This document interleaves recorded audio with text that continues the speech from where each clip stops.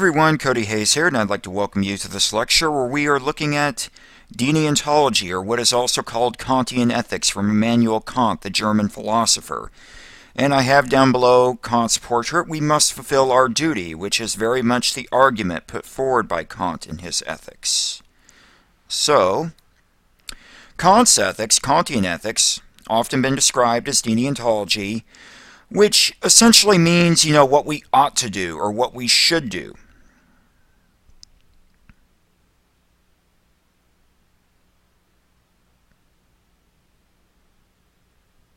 And essentially, this relates to fulfilling our duty, that we have certain duties that we have to fulfill, and we need to fulfill them all the time. And of course, the reference to all the time is sometimes where Kant's ethics ends up getting criticized. Well, for Kant, actions depend on a person having a good will or a good intent, and not so much looking at the end result.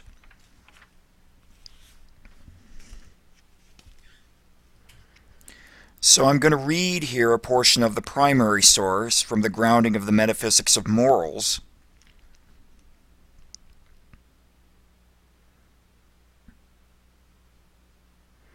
Thus, the moral worth of an action does not lie in the effect expected from it, nor in any principle of action that needs to borrow its motive from this expected effect.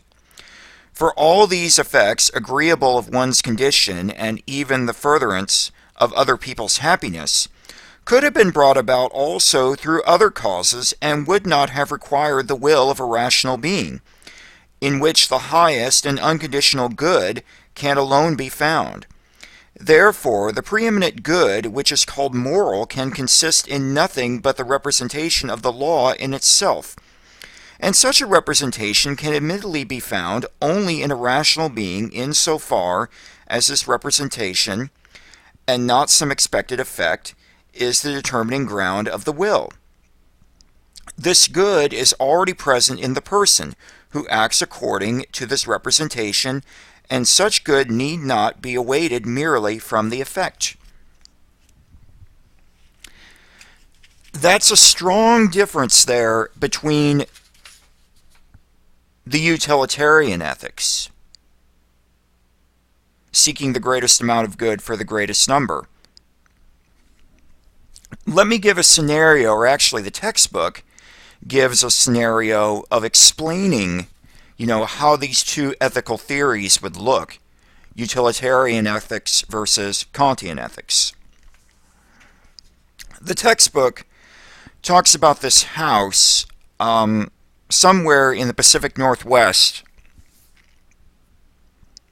where the family who owns the house is away on vacation, and a neighbor is essentially, overlooking the house, making sure everything's taken care of, so on and so forth. Well, the family is coming home that evening. So the neighbor, he decides to turn up the thermostat so the family will have a warm house to come home to. Because what a lot of you may be aware of is that if you leave your house for a certain extent of time, you turn your thermostat just warm enough to keep your pipes from freezing. But it's not a livable temperature. It's not a nice room temperature. So the neighbor, he wanted to save the family of waiting, the 10 to 15 minutes that it can take to get your house back to that nice warm temperature. Well, excuse me, something happened and the house caught on fire. Now, here's how the utilitarians would look at it. The utilitarians would condemn the neighbor. Greatest amount of good for greatest number, and the end result is what is looked at. The end result obviously was not good, so the man's condemned. With Kant, the man would be praised because he had a good will or good intention. But let's say that the neighbor, in turning up the thermostat, he turns it up and nothing happens except that when the family arrives home, there's that nice room temperature to come into. Well, utilitarians would praise the man now because the end result was good. But with Kant, there would be no change.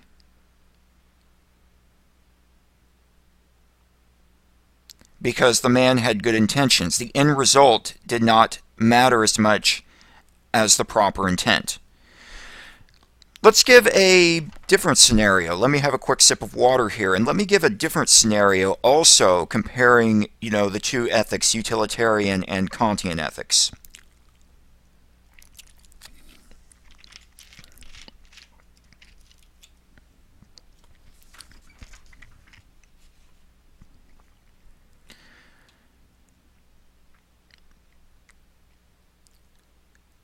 Let's say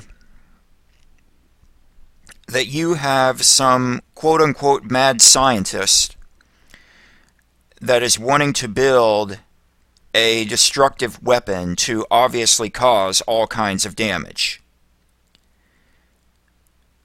But somehow, even though that was the scientist's intent, the end result is that the scientist found a cure for all deadly forms of cancer.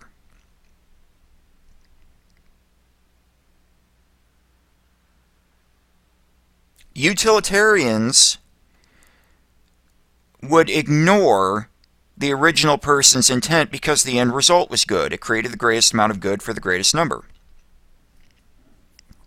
With Kant's ethics, that would not matter. The individual would still be condemned because the individual had wicked intentions. So, again, the difference between the two is that with utilitarian ethics, they focus heavily on what the end result is and do not look so much as the factors that led to the end result, so long as, of course, the end result created the greatest amount of good for greatest number. With Kant and his ethics, they focus more on what was the intention of the person, the good will or good intent, not so much the end result. And this notion of the good will leads into what is called the categorical imperative.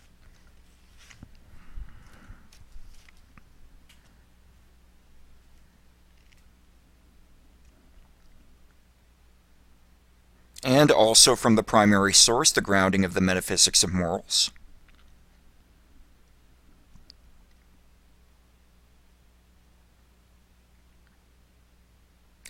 But what sort of law can that be, the thought of which must determine the will without reference to any expected effect, so that the will can be called absolutely good without qualification?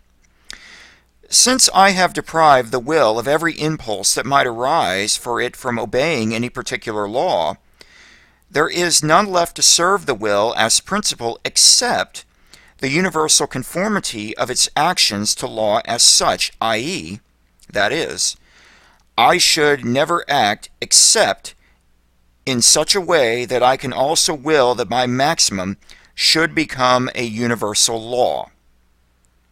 Here, mere conformity to law as such, without having as its basis any law determining particular actions, serves the will as principle, and must so serve it if duty is not to be a vain delusion and a chimerical concept. The ordinary reason of mankind in its practical judgments agrees completely with this, and always has in view the aforementioned principle. So, one of the really major statements from Kant, and I'm going to read it again here, I should never act except in such a way that I can also will that my maximum should become a universal law. That's very much the notion of the categorical imperative, but there's a lot more to it than just that. So what exactly is there? Well, we'll look at that next time. So we'll stop here, and then we'll look at that next time, the categorical imperative, and then more with Kant's ethics. So take care. I will symbolically see you then.